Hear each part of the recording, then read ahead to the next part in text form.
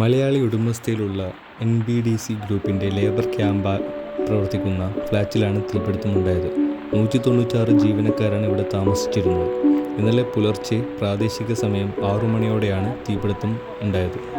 കെട്ടിടത്തിൻ്റെ താഴെ നിലയിൽ ശേഖരിച്ചു വെച്ച ഗ്യാസ് സിലിണ്ടർ ചോർച്ചയാണ് തീപിടുത്തത്തിലേക്ക് നയിച്ചതെന്ന് പ്രാഥമിക സൂചന. അന്വേഷണം പൂർത്തിയാകുന്നതുവരെ കെട്ടിടത്തിൻ്റെ സെക്യൂരിറ്റിയെ അറസ്റ്റ് ചെയ്ത് കസ്റ്റഡിയിൽ വെക്കാനും സ്ഥാപന ഉടമകളും നഗരസഭ ഉദ്യോഗസ്ഥരെയും അറസ്റ്റ് ചെയ്യാനും ആഭ്യന്തര മന്ത്രി ഷെയ്ഖ് ഫഹദ് അൽ സബാത്ത് ഉത്തരവിട്ടു.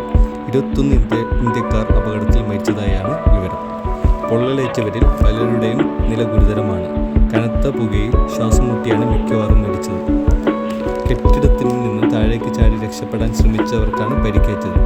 11 പേർ മുബാറക് അൽ കബീർ ആശുപത്രിയിലും 4 പേർ ജാബിർ ആശുപത്രിയിലും 6 പേർ ഫർവാനി ആശുപത്രിയിലും പ്രവേശിപ്പിച്ചു.